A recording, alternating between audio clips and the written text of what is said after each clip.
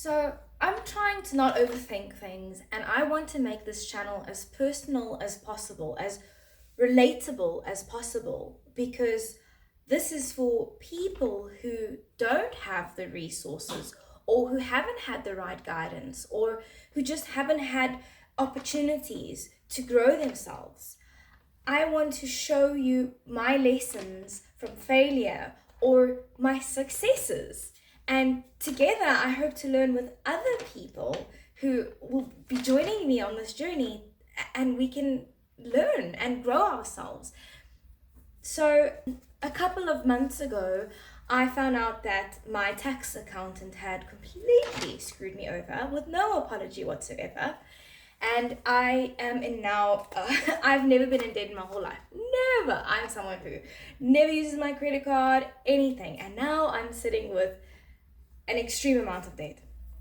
And this broke me because I had given myself a year to try and start a business, and I wasn't doing things in the right way. Like, I just didn't have my head straight on. I was running at full speed in the wrong direction. So when that happened, I felt so anxious that there was this sad story that I heard about astronauts that were in space, and there's a photo of them, and it's moments before irreversible damage was done. And when I was on the way from SARS to find this out, I felt like that.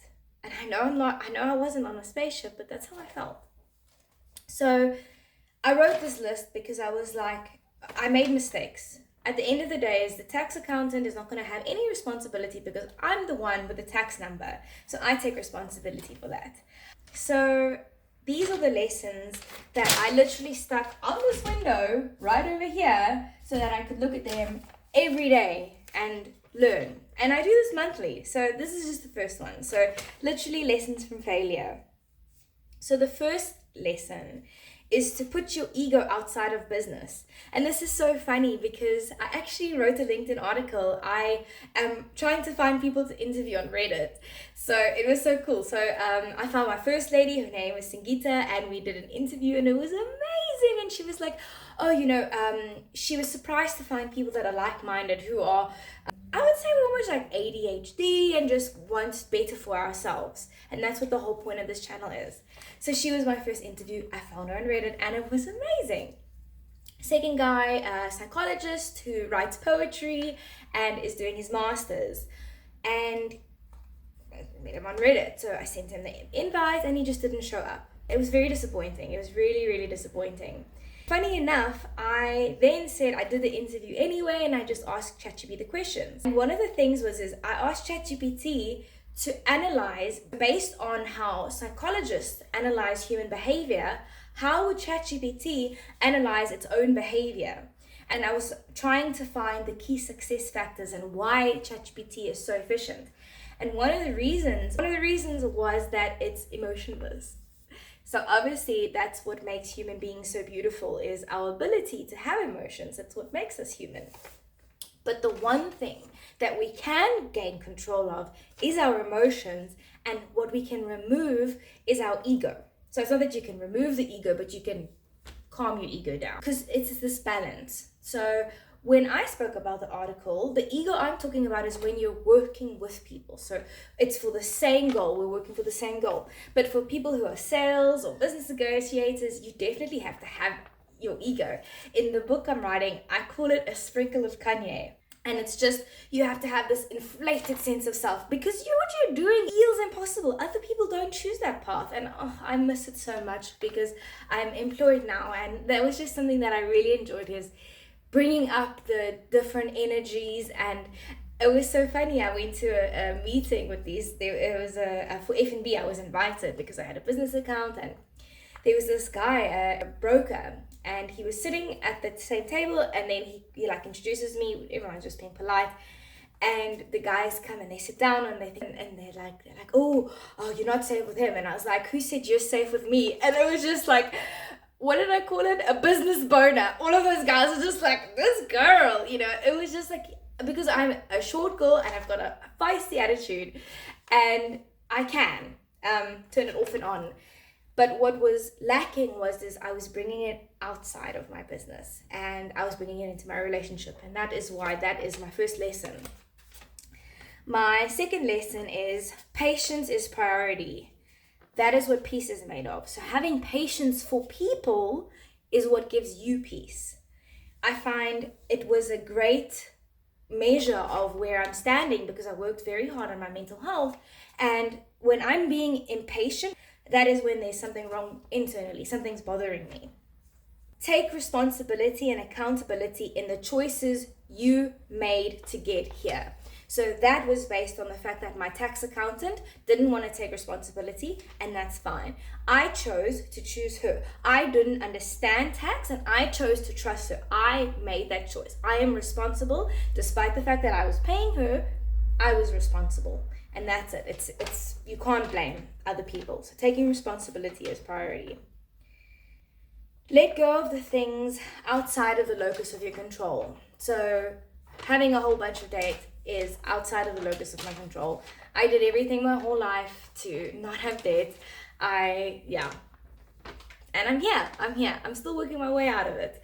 And I'm not dead. Okay. This is a fantastic point. Me and my boyfriend, we went for a nighttime drive. And we just have such wonderful, he's so intelligent. I'm so lucky that I can have my weird and wonderful ideas, and he's a journalist and he's able to be like, no, or actually. So we spoke about trust, and one of the things about trust is that we spoke about was the sense that we give trust so easy, and trust is something that we make a big deal about, and trust is broken. Like, trust is something that can be broken, and it's just this huge emphasis on trust. And we realized that it's because when we were being brought up, we were taught to not trust because of the behaviors of our families and our parents. And trust, and what I said to him is, we should relinquish our understanding of what trust is, because it's not something that should be earned or something that should be given so quickly. Trust, the idea of trust, or how we understand trust, should simply be based on your behavior. What are the patterns of your behavior? How have you been treating me? How are you treating me? How do you treat other people? How do you think of yourself?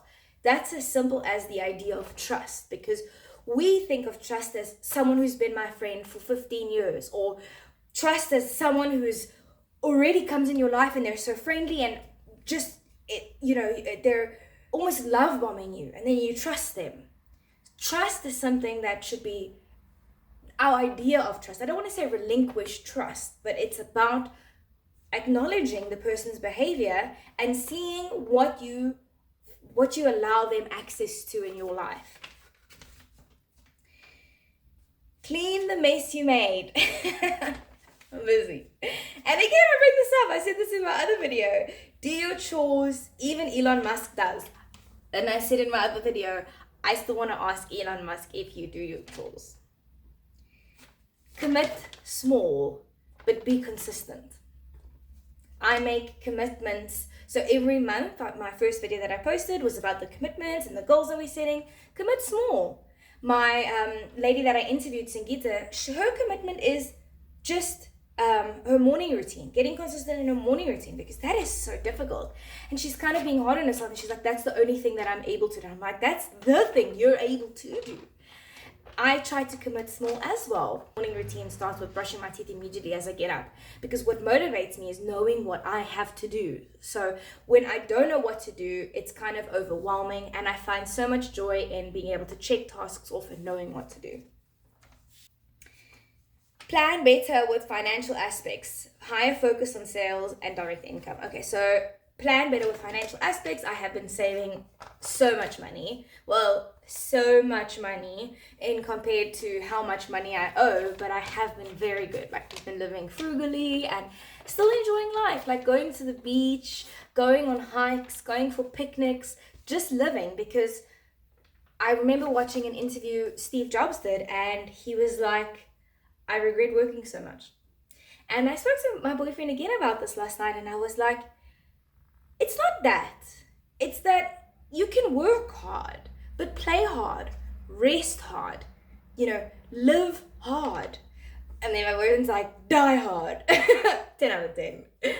But it's about having that balance. If you're going to you can make great things happen, but make sure that you are enjoying what you have and being grateful for what's around you.